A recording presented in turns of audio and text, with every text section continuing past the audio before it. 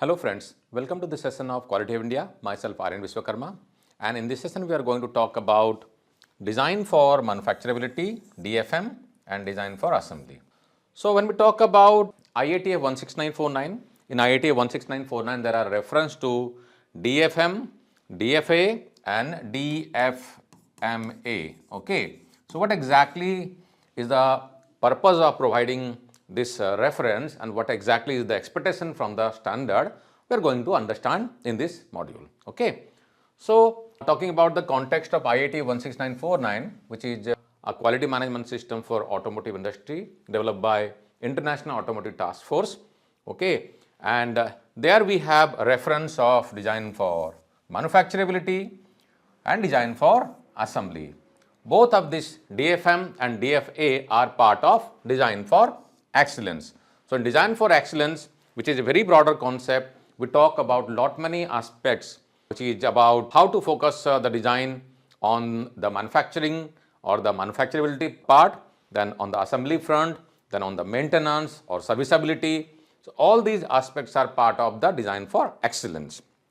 So talking about design for manufacturability, what exactly is the manufacturability, which is the expectation in the IATA 16949? So primarily when we talk about quality management system, it talks about the designer. So this is requirement for the designer. So if the company is not product design responsible, this would not comply to them. That would not apply to them. So the company who are having the design responsibility, they are designing the product of their own, they are having designers. So it is for the focus point for the designer, so that they can focus on the manufacturability aspect. What exactly they need to focus? Minimizing production cost. So the designer, the purpose, so the designer who is ever designing, he must be understanding the manufacturing processes, he must be knowing where the product is going to get manufactured, what kind of technology is available, how much cost is going to be incurred. Okay, so he should be designing the product in such a way so that it should not only look nice, it should be easier to manufacture. That means the cost of manufacturing should be also optimum, and he should be also focusing on reducing complexity. So when there is high level of complexity in manufacturing, what is going to happen? The cost of production is going to go up. Okay, so the focus should be on reducing the cost of production, reducing complexity, improving quality, and ensuring that product can be manufactured with high consistency. So the volume is high, how the consistency can be maintained for the product. So all these things should be kept in mind by the product designer whenever he is designing. Okay, that's what the primary purpose of design for manufacturability. Okay, so let's talk about one example. What exactly is the example here? Suppose a part is designed with very tight tolerance. There is a tolerance, let's say dimension is 20 and plus minus is 5 micron.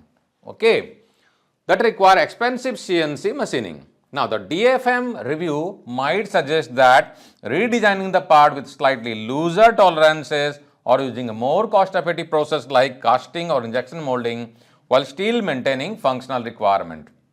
So when we talk about design for manufacturability, the designer needs to see whether he needs to put such a tight tolerance, whether there is a requirement of such a tight tolerance, because providing tolerance very tight is easier, but getting manufactured is tough. Okay, so whether there is a real requirement, can we make the tolerance little bit loose so that in spite of going to the VMC or CNC, which are very costly in manufacturing, okay, because the procurement cost for these machines are very high, so that manufacturing cost would be obviously high. Now when we switch from machining to molding or maybe casting, the cost of production would go down. So the designer should review the requirement holistically and to see whether there is a requirement to go for some alternative manufacturing process. Okay, so these are the primary objective of design for manufacturability. So primary focus would be, it should be easy to manufacture, it should be cost effective, and it must be reliable to manufacture as well as based on the available processes. Okay, so a designer designing a product in Germany, a designer designing a product in India, a designer designing a product in China may be different, okay, because while designing the product, he needs to know where that is going to get manufactured, what kind of manufacturing facilities, that means equipment, machinery, testing facilities, manpower, their competency, the control mechanism, all these things are available, because considering these things only, he should be designing the product so that it is cost effective to manufacture. Now, in a similar way, when we talk about design for assembly, what exactly should be the focus? Again, the focus would be for the product designer only. So, he should be designing the product in such a way so that it is easier to assemble. Now, a reduction in complexity, there should not be high complexity, and the assembly time should be less, and keeping an eye high efficiency, reducing errors. He should be designing the product in such a way so that it is easier to process. So, the process of manufacturing would be easier and errors would not be high. Okay.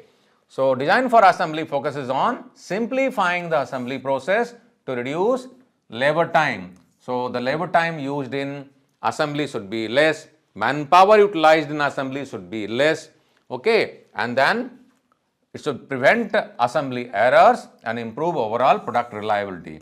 So, these are the key focus area in design for assembly. Now, talking about one example for design for assembly, the way we have discussed about manufacturability, same way for assembly, for an example, if there is an assembly and which has lots of small screws which are required for assembly, or there are lots of rivetings are needed. Now, can I design the product in such a way so that it can be snap fits, it can have snap fits or fewer number of fasteners or riveting.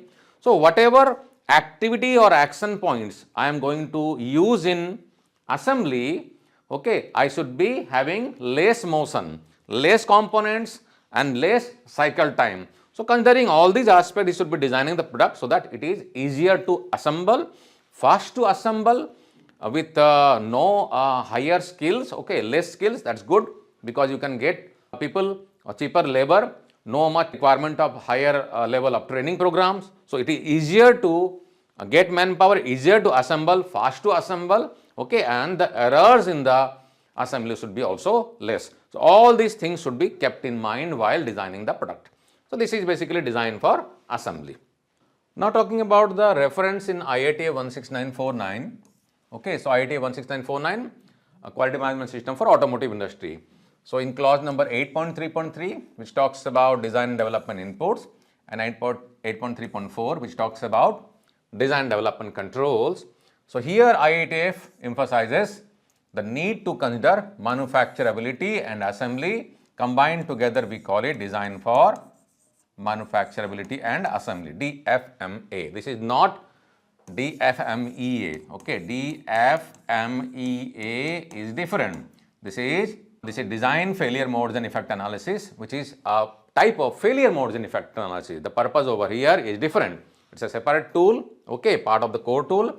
Now, here design for manufacturability and assembly is a part of design for excellence, DFX, okay. So, design for excellence primarily focuses on different aspects of designing, and one of the critical aspect is manufacturability, second is assembly, third could be maintenance, servicing. In this way, there are different aspects. So, now if we need to summarize the DFM and DFA, we can say DFM stands for design for manufacturability, whereas design for assembly stands for, DFA stands for design for assembly. The focus of DFM is the manufacturing process, and here the focus would be assembly process. So, assembly with riveting, maybe welding, okay, maybe some screws and fasteners, okay. So, objective over here in design for manufacturability is to reduce production cost and reducing the complexity so that it is easier to manufacture. And the example we have discussed. So, if there is a tight tolerance, it would be difficult for manufacturing, the cost would be also high, okay. So, can we reduce the tolerance, okay, with some alternative designs, okay. So, looser tolerances, we can go for some alternative manufacturing process, like in place of CNC, we can go for casting or forging or something else, okay. On design for assembly, this is having the objective of reducing assembly times and error, quicker to assemble, this is quicker to manufacture, and easier also, cheaper also, those things are also focused, okay. So example we have discussed, snap fit designs instead of multiple screws. So this would be helping the organization to have faster assembly process, quicker assembly process, less number of labors and less time, that is cycle time. So it would be cost effective also. Okay. So this is the difference between DFM and DFA. So I hope you must have got clarity now what exactly design for manufacturability, design for assembly. Share your thoughts in the comment section, and do check our other videos available in the video gallery. If you require any formal training program in your organization regarding IATA 16949 or any management system, lean manufacturing, Six Sigma, so we provide lots of training program pertaining to all these aspects. We have faculties, we are having expertise in all these aspects. We are also a certification body accredited by NABCB IAF. So you can contact us for ISO certification, for training, for business consultancy also. Take care, bye for now, see you in next video. Jai Hind.